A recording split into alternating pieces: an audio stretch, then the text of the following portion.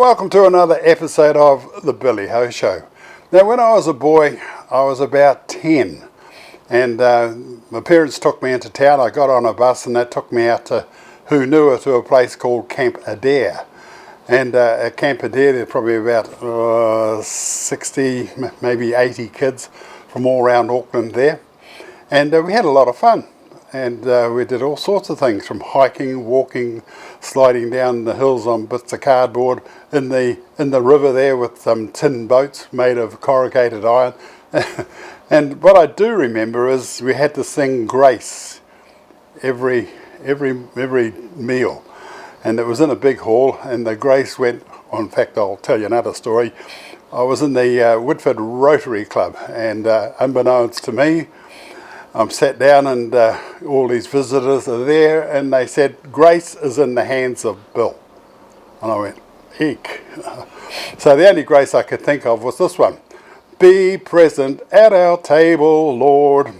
Be here and everywhere adored.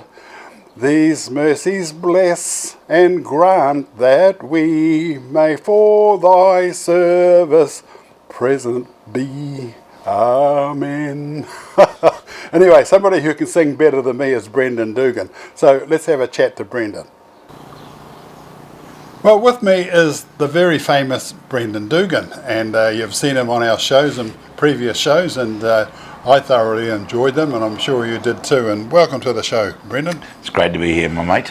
Now, you've been doing this a long time. I mean, it's your 70th birthday coming up soon, and that's a big celebration. So when did all this kick off? When you were about 5 or 6? Or? My dad was a singer. So you got a musical family to start off with. Yeah, Mum had a beautiful voice, but never sang. I think I saw her sing twice. I might have seen her sing twice at a party or something, after a couple of wines, but I never saw her drunk either. Oh, I saw Dad a few times. Anyway, excuse me, it was about most probably 10 or 11 before I really realised that what my dad did and I wanted to do. And we're in Yoldhurst. Oh, yes. Just out of Christchurch. And I went to one of Dad's shows. And I said to myself, that's me. And I also said, and I'm going to be a star. In your words, a very famous star. And, it was just one of those things. And I won the first talent quest not long after. I won 7 in a row. Who was the compere of that? I just trying to remember his name. Oh, New Faces? Yeah. Oh, God. Yes, I'll think of it in a minute. Not see you around like that. He was very popular on old TV. Cham the Man. Was it Cham the Man? They called him Cham. Mate, it's 55 years ago. Anyway, it doesn't matter. So, when did you learn the guitar to start off with? 11. 11? That's A, B, C, D, E, F, G. Yeah, no, but 3 of those. A guy called Tony Athfield was my teacher, and I did it for 6 months, and I thought I can do this. And did my first talent quest in Caroline Bay. Went to the camping ground, as we did every year. My sister was a Highland dancer, and we used to do all the Waimatis and the St John's and all these different things for her dancing. And I did this talent quest, and I won it. I was about 11. So who were the judges? The crowd? The crowd. Yeah. But the problem was, because I was only 11, I wasn't allowed to take the shield home. Oh, okay. So I said the next year I'm going to go back and win it again. And I brought the shield home. And I also went down to Caroline Bay to sing on the Sandshell, and there was not a disc jockey, a record company guy there. So that's where my first album came from, which I recorded when I was around 14. Oh, okay. So that's how it all started. And so you've had a wonderful musical childhood. I don't know about that. So I just remember pushing trolleys around, going to the bloody matinees and playing marbles and all that sort of. Yeah, in lots of ways I tried to do that. I tried to when like I was a bit of a petrol head, always have been, always will be. Tried to do that and just relax but I used to get a bit upset when I was around 14, 15, 16 when all the boys were going to the racetrack in Timaru or Ruapuna in Christchurch, and I couldn't go. And I was making money. So I suppose it was good. I suppose so, yeah. This thing's driving me nuts here, Billy. Is it? Yeah. Yeah, so coming through your 20s, is that the highlight? I mean, is that when you're sort of doing it every day, 20 to 40, say? It really was. In fact, after winning New Faces, it was full on, and I moved up here in the North Island from Christchurch because I really had to. There really wasn't the amount of venues, and I came up with Lou Clawson of Lou and Simon fame. Yep. And Lou and Simon that particular Christmas, they broke up. Oh. So the tour became not the Lou and Simon tour with Brendan Dugan, it became the Brendan Dugan tour, the Christmas tour. And they were just wonderful, wonderful days of going around all the resorts and singing. But and from then on, of course, it's... So did you have a manager? I had Lou as my manager for 2 okay. years. And he managed me for another year after that. Then pretty well, because we're such a small country with not big money, most of it was done myself, really, I suppose. And you're still doing it now? Yeah, well, then I joined Grey, of course. Yeah. And then we got on and set up Country Gold Promotions and all these sorts of things. So you had a whole career of country music. Have you been to the States and sang in the old Opry or met other famous country singers? 17 trips to the US. Wow. Been very lucky, really. Worked with Kenny Rogers, and particularly in the States, even on the same stage as old Tommy Jones. He was on a big show in Fort Worth, Texas. Boxcar Willie, all those stars, and it was a wonderful experience. Frightening. A little old boy from New Zealand, you got 30,000 people out there. So basically, it was, but something to be very, very proud of. Then came the Opry. That was in 1985 with Grey. We did the Grand Ole Opry. We had 11 hours notice. So they introduced you as boys from New Zealand, our special guests, or? Yes. Wow. Yes, they did. And so we were very honoured. Who introduced you? Kenny Rogers, somebody like that? No, a guy called George Hamilton IV. Oh, yes, heard of him. Remember him? Yeah. He's dead just now. Yes. Yeah. And we had to drive from Texas to Nashville. It took us 11 hours in a storm. I never forget it. And the lady who was our publicist, Dorothy Ham, her husband was the chief of police in Euless, Texas. And he said, I know you boys are not used to guns, which we weren't, you know. So he puts his hand in the door, opens the glove box of the car and sticks a gun in there. And he says, that's for you guys, just in case you need it. And cry out, I look on each other going, you've got to be joking. What are we going to do with this thing, you know? But no, we didn't have to use it. But I remember driving through the storm, and we got there in the morning, we were on the Opry at 11 o'clock in the morning. But and the audience, what was that like? Yeah, they loved us. The place was chock-a-block? Yeah, chocker. By Joves, I think they liked me. And that must be a good feeling. Yeah, it is. All the nerves and all getting in there, and then all of a sudden they roar and clap and whistle. But isn't it funny, you know, you're not, from your experience over the years, is you get very, very nervous, but the minute you step on the stage or you start to do something, you just fall into what you do. Yeah, because I remember my first talk was in Dominion Road, in a hall in Dominion Road, the Symphonia Hall. And I stood up on that stage, there's 400 guys in front of me, and my knees are just about jumping out, you know. And anyway, I said, hello, everybody. And after about 5 minutes, I was fine. Away you went. Away I went, yeah. But at the end, these two old Maori fellas come up and they said, and I'm thinking, oh, God, here we go. They said, well, after listening to you, he said, a man knows nothing. I can believe that with you. I really can, actually. Yeah. Because you and I go back a long way now. Yeah, we do. Quite a number of years, Yeah. and we've become good mates with your dear wife, Yeah. who makes me look nice, makes you even look better. So anyway, what I'd like to do, Brendan, is sort of traditionally over the last however long we've been doing this, I sort of sing "We Wish You a Merry Christmas." So I'd like our camera person to join us, and we can sing sing to our audience, and we wish you a Merry Christmas. Is that something we can do? We can do that. Excellent. How about the GST account? Hang on, let's go and get the book. So We're ready, are we? We'll get our cameraman in the we're going to get our cameraman. or camera lady. Yeah. Well, she Santa today. Here we go. Look at this. You haven't got one like me. Are we right? Come in the middle. Come in the middle. That's it. Look at this. Look at this. Okay. You're a lucky man. Well, here Right, we go. We wish you a Merry Christmas. We wish you a Merry Christmas. We wish you a Merry Christmas and a Happy New Year. Well done.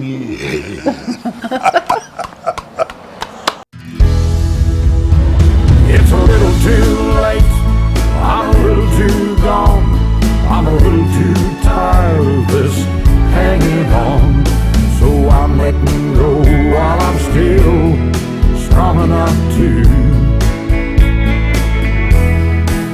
It's kind of a little too sad, I'm a little too blue. It's a little too bad, you were too good to be true. I'm big time over you, baby, it's a little too late. No, I don't want to talk about what we can do without us anymore. Only time you and me wasting is the time it takes to walk right out the door. Yeah, talk about the water under the bridge. You should know by now, girl, that's all it is. It's a little too late, I'm a little too gone, I'm a little too tired of this hanging on. So I'm letting go while I'm still strong enough to. It's kind of a little too sad, I'm a little too blue. It's a little too bad, you were too good to be true. I'm big time over you, baby, it's a little too late.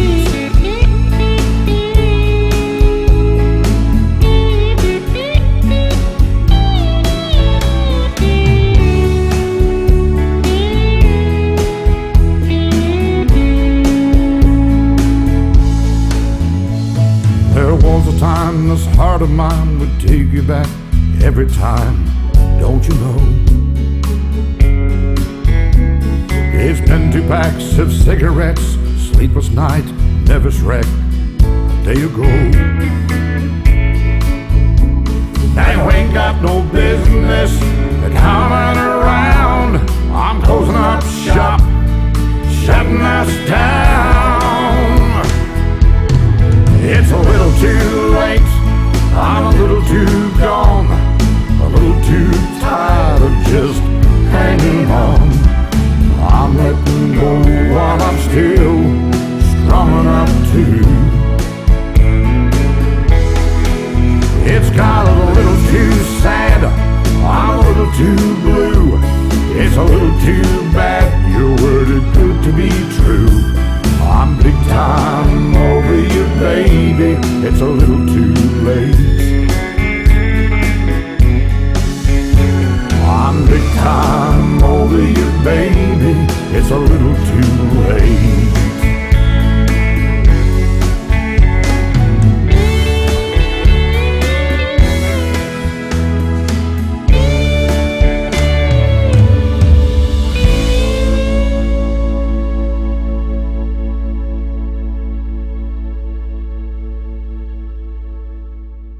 Milburn Lime, every time. Milburn Lime, available all over the Southland District and beyond. Top grade lime that's been available year after year. Call them on 03 417 8228. The next time you need lime, think Milburn Lime, every time. With me is Steve. Welcome to our little show, Steve. Thanks, Bill. Pleased to be here. Organising a truck show is a mission, and organising a brand new truck show is an extra mission. And to get this off the ground, you know, obviously there's 3 or 4 of you sort of had meetings and phone calls and sponsors and the whole 9 yards, and to get a sponsor to believe in you, how did you do that? Well, we were quite lucky. You know, we've got a team of 6, and it's been amazing when we've gone out to people to tell them what we're doing, how good the companies, the trucking companies have been. to allow their drivers to come here and to take the time to get the trucks ready, and then give them the time to actually get here and do this like they are today, and put the effort in. And then on top of that, a lot of those companies also opened their back pockets and said, here's some more money towards the cause. Okay. We've just been blown away with the support, to be fair, Bill. And leukemia is a pretty mean, ticket, I suppose, to get people here and support it.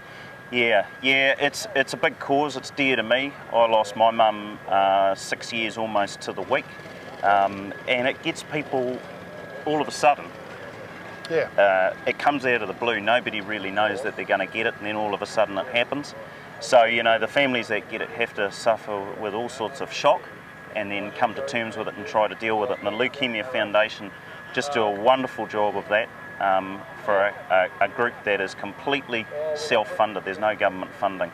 And what we can put together today will just be really a drop in the ocean compared to what they need, but hey, at least it helps. It does. And 1, 2, 3, 4, 5, nearly 6 rows of trucks. Yeah. They're pretty straight too. Sort of like 22, 25 trucks to a line. That's a lot of trucks. Yeah, we think it's probably closer to 130. We had 150, but guys do pull out on the day. It's Sure. the style How of many life. did you think when you sort of picked the phone up first? 100 or 80. 80? You thought you're doing well. We can get 80.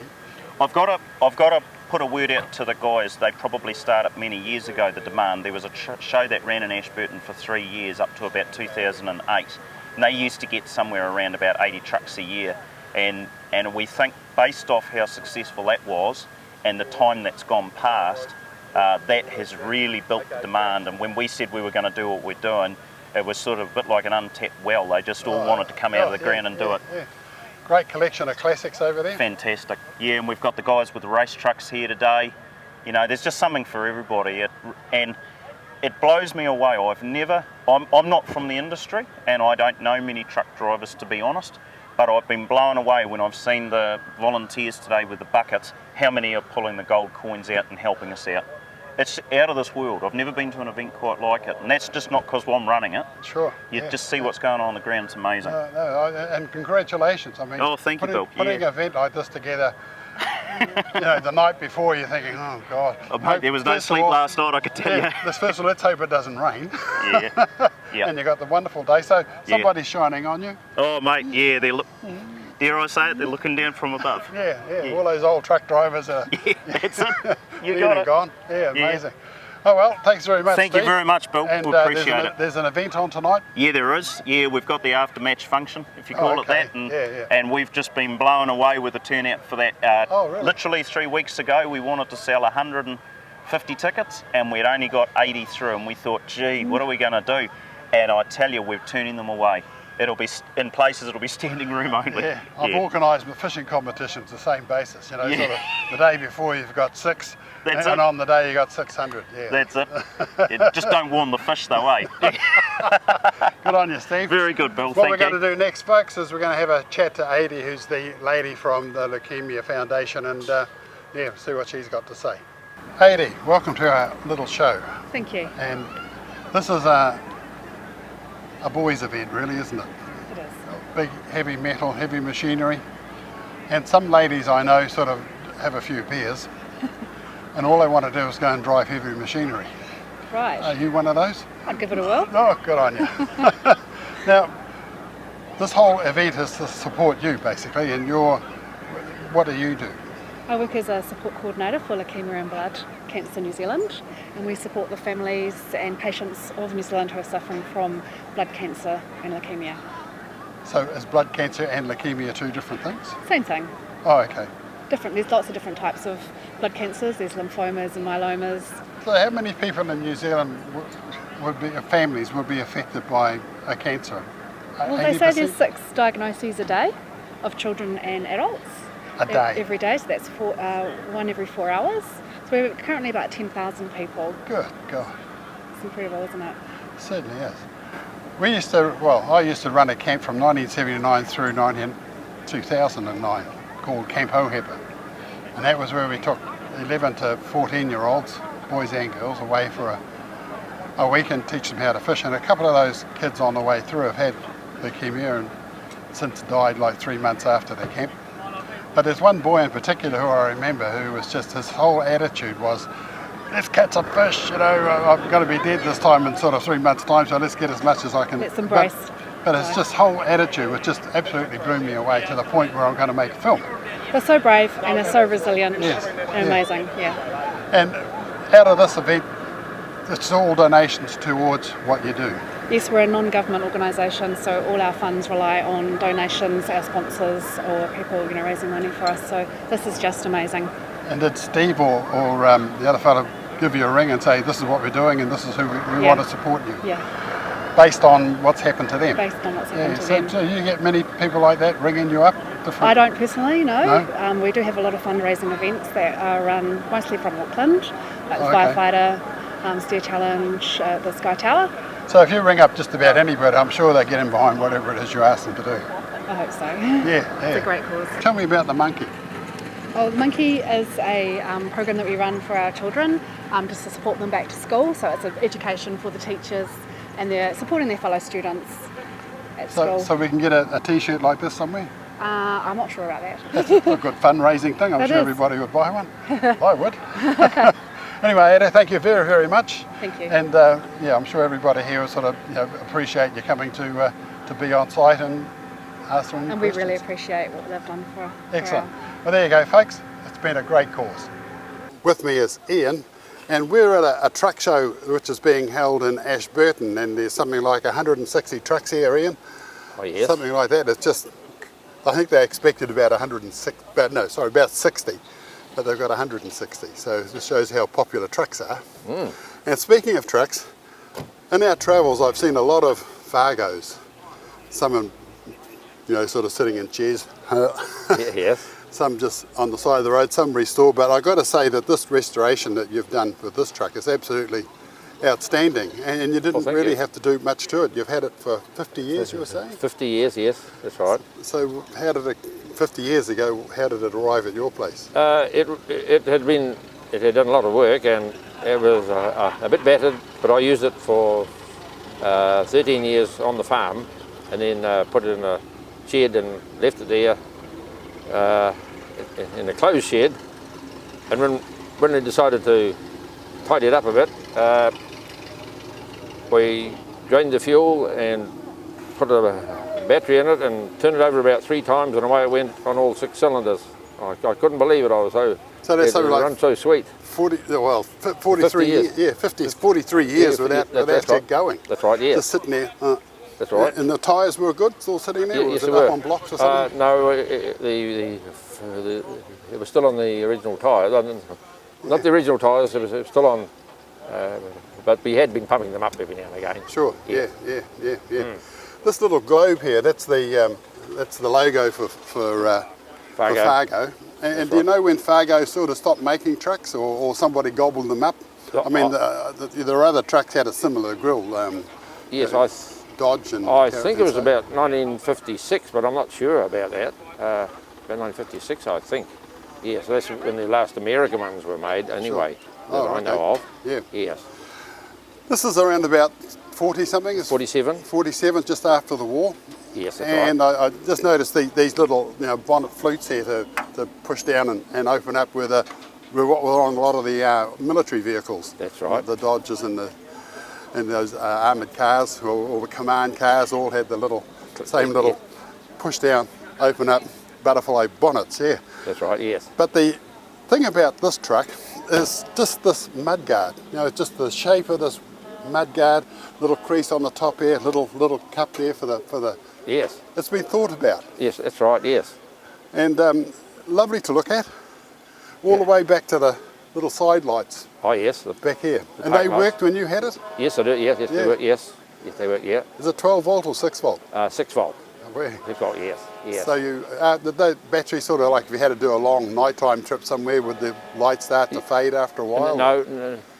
They hold up the Generator keeps it going. Yes. Yeah. Yes. Wow. Yes. No trouble with that at all. Yes. Outstanding. Can we have a look at the engine? Yes. Sure. Yeah, I've seen a few engines. Is that how it looked when it turned up 50 years ago? Yes, Really? pretty much. Yes, pretty much. I have. I had painted it since, you know, but yes, and it's a Chrysler engine, and it's 217 cubic inch. Yeah. Wow. 6 cylinders, Six petrol? cylinders. Yes, that's right. Yes. And the carburetor's anything special, or is just the standard carburetor that came at the time? Thanks, guys. That's the standard carburetor. Yes. Wow.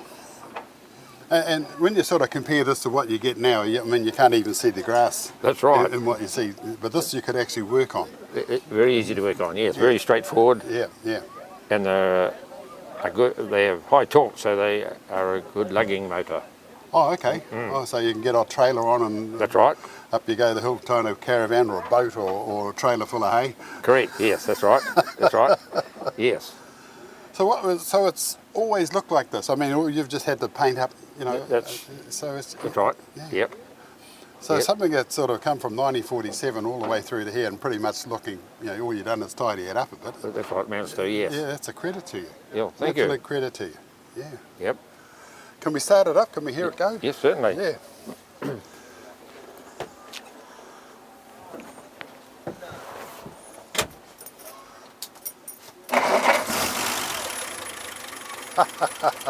Listen to that, folks. That's just wonderful. And it's always just started like that. And when you sort of kicked it in the guts after 3 turns, you know, 43 years ago, Yes. same thing. It did just like that. I didn't have to alter anything. It was amazing. Oh, that's just amazing. You think the Fargo designers, you know, in 1947, I guess those flutes around the grill there have also needed some thought, you know. We need a bit more air around this radiator, and so Yes. they come up with more flutes, more air. That's right. I presume it's Yeah, and the chef with the same had sort of big flutes They around did the front too. and then the grills and the That's jail right. bar forward. So all of them have sort of come up with, let's put lots of flutes That's in the right. front Yeah. and Yes, get that's- suck more air in it. But then you see something today, you know, it's got a very small little yes. grill on it and there's hardly air going That's in at all. true. Yes. So the designers of these things, and sort of the cab with its split windscreen, Yeah. you know, just about everything had a similar cab, you know. So, True. Very similar. Yes, that's right. and then a couple of years later, Studebaker decided to make the 51 Bomber, which is only Oh yes. which is totally gone away from everything. A completely different design. Had a big, you know, sort of That's right. bullet nose in the front and I remember that. streamlined looking. Exactly. Yes. Yeah. But, Yes.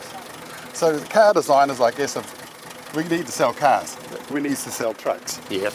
And so we need to sort of be one up on our opposition. So why don't we do this and do this and do this? Oh, that's a good idea. We'll sell a lot by doing that. And Diamond T sort of springs to mind. And the work on these mudguards, I reckon, is just equal to what Diamond T were doing Yes. at That's the right. same time. Because they look very nice, didn't they? They were really classy. They were. Yeah, absolutely. And the dashboard was just, you know, sort of Oh, dials. great. And Absolutely, yeah. I've Gotcha. spoken to a few blokes who sort of, as soon as they saw that dashboard, they just fell in love with it. Oh, wow, that's the flashiest thing we've ever seen, you know. That's right. That's Yeah. right. Absolutely. And then you see behind there the old Model T. That's right. Yes. Yep. That's right. Yes. Yes. That started okay. It even started on a starter. Yep. Yep. Yeah, that's amazing. Yes.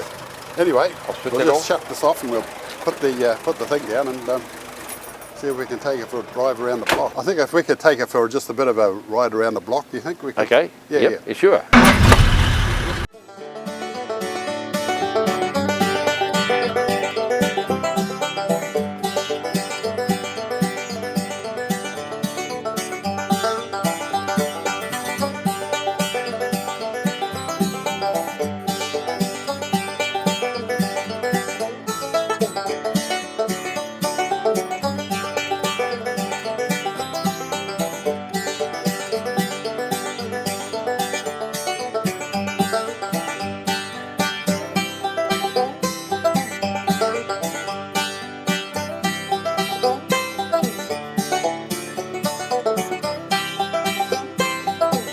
We Wish you a Merry Christmas. We wish you a Merry Christmas. We wish you a Merry Christmas and a Happy New Year. Well done.